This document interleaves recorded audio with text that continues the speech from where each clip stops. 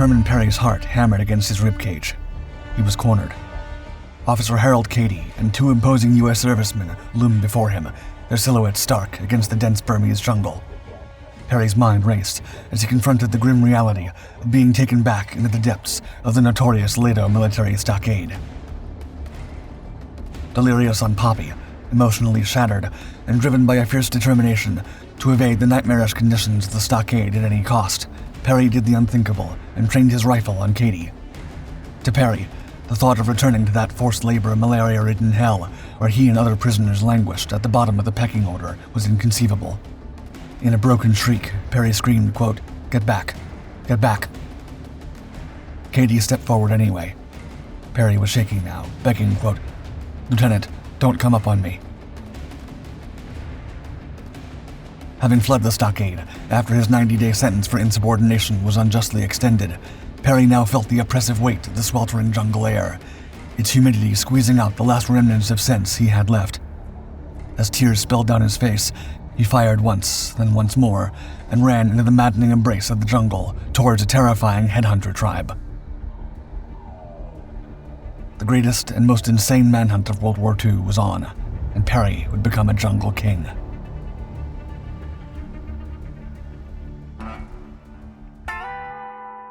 From his earliest days, Herman Perry learned he lived in a world of hostility and violence, where he had only himself for survival.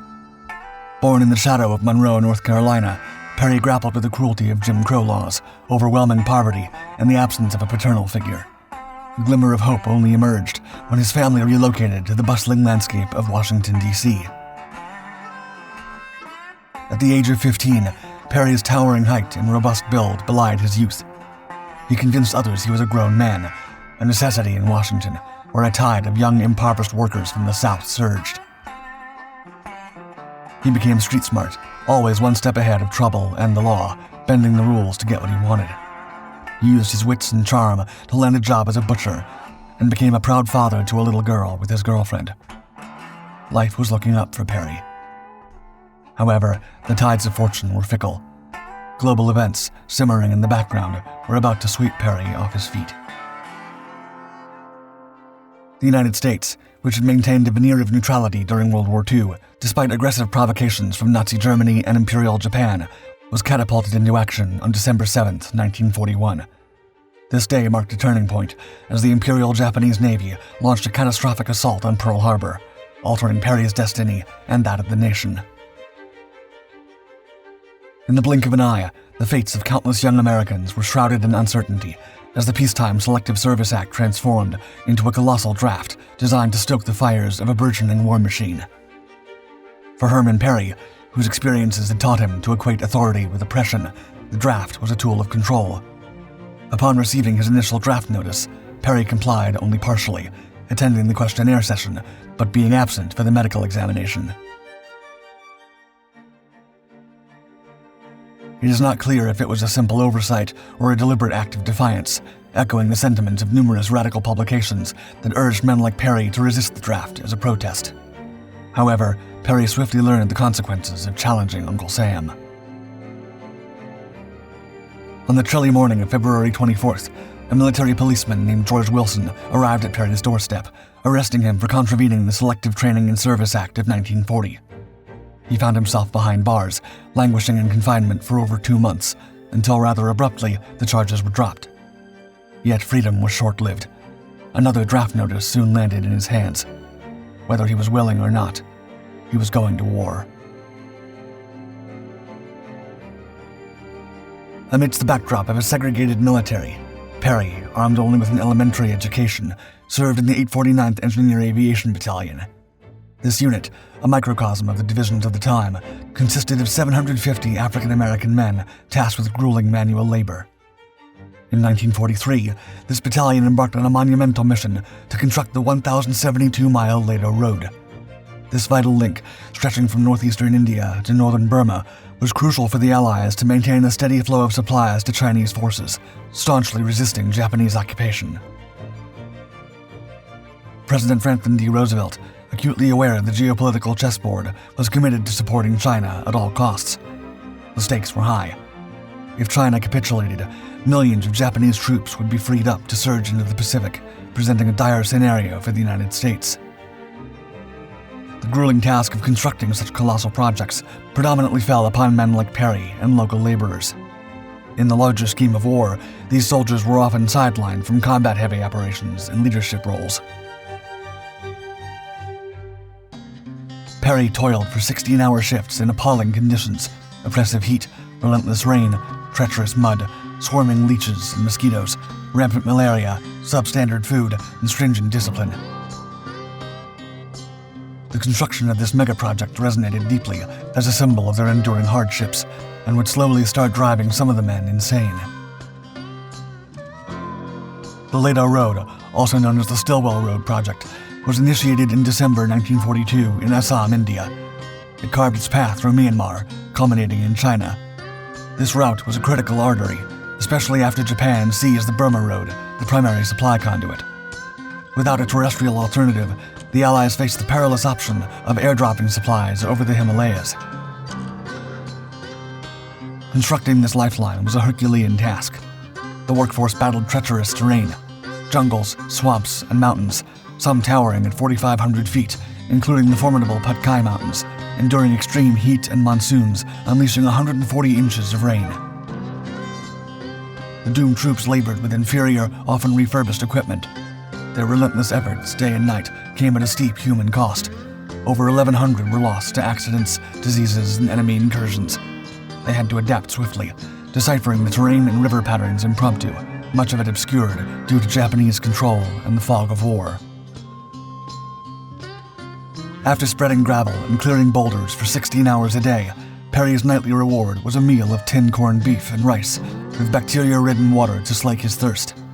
Some of the engineers supplemented this lackluster diet with fresh-caught frogs. If the workers were not being worked to the bone on the road, they were bedridden and afflicted with malaria or dysentery. Soon, Perry, as well as most other workers, became addicted to opium and jungle moonshine as a way to deal with the suffering.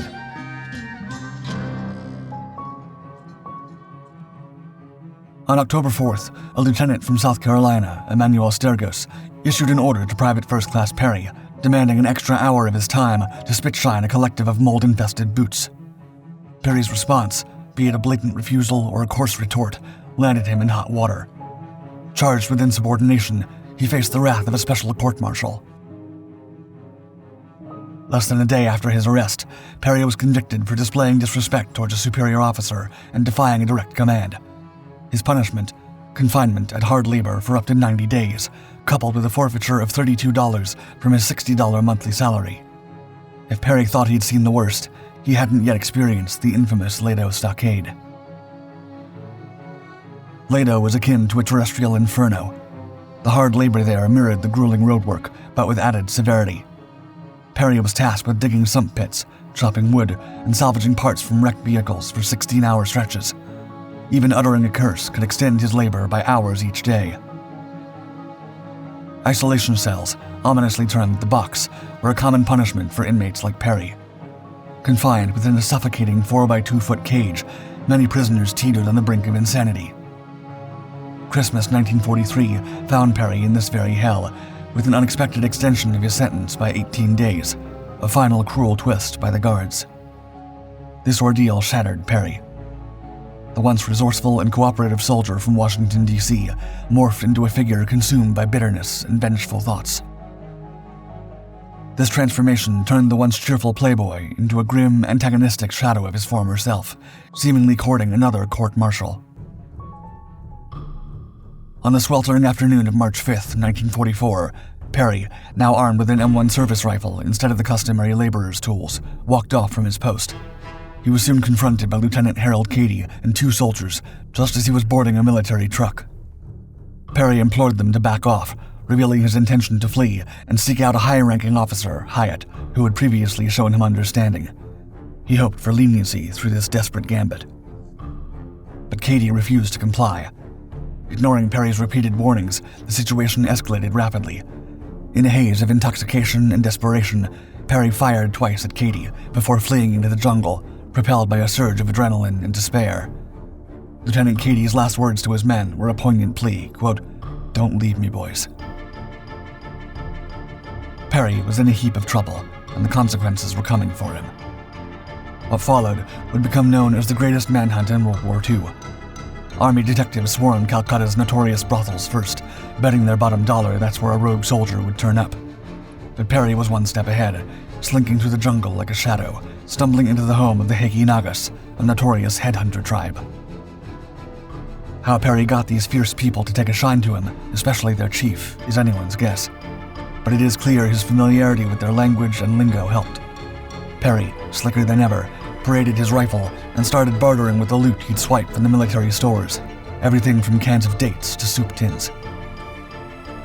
Perry had picked up some local slang, rubbing elbows with moonshine smugglers in the area. That, along with his stash of canned goods, got his foot in the door. But it was his sharpshooting and army know-how, hunting tigers and other big game, that really made the Nagas take notice. In no time, Perry was one of their own. Meanwhile, among his fellow soldiers, Perry's story struck a chord, and many quietly threw in their lot with him. They slipped him supplies and resources that he would turn around and offer to the Naga tribe. Perry wasn't just running for his life. He was playing a high-stakes game of hide-and-seek right under the noses of the soldiers hunting him. For those 4 months, Perry was living it up, fully immersed in their world. He got married and settled in a cozy little rice patch.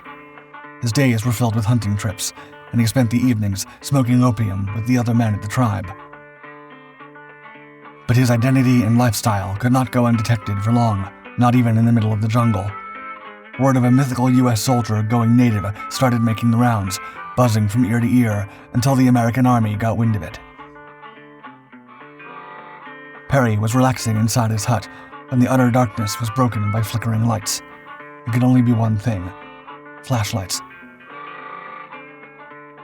As the American hunting party surrounded his hut, Perry bolted out into the bush, sprinting for freedom, zigzagging through a storm of bullets and being pursued by dogs. 2 bullets finally caught him, and he fell injured. He was taken to a hospital to heal just enough to be sent back to the Stockade. In September 1944, Perry found himself back behind bars at the Ledo Stockade. The court-martial kicked off without delay. Perry's defense tried to highlight Cady's abusive behavior and how Perry had merely been trying to get help the day Cady was attacked. Yet a guilty verdict came down, as harsh and swift as a sledgehammer. Perry didn't bother waiting around for an appeal. He knew it was a lost cause. Instead, he managed to escape from the stockade with wire cutters someone had slipped him. He crawled through an empty ditch, giving the watchtower guards the slip. The military authorities in Ledo were humiliated and furious. The saga of Herman Perry had become painfully costly and embarrassing for the U.S. Army. For the next 2 months, Perry moved like a ghost in the forest, sticking to the shadows around Ledo, blending in with the tea plantation workers, but never staying still. His ability to stay one step ahead was legendary, even dodging a meticulously set trap with a decoy truck loaded with supplies. Soldiers began to call him the Jungle King. But come March 1945, Perry's luck dried up. A local cop cornered him on March 9th. He was weak, exhausted, and feverish with malaria. A week later, Perry's journey came to a grim end at the gallows. His family, reeling and cut off, couldn't even begin to piece together his fate all the way in America. Perry's end was as sudden and tragic as most of his life. Still, despite his heinous crimes, disregard for authority, and woeful life, Perry was the Jungle King for almost a year, and nothing could stop him.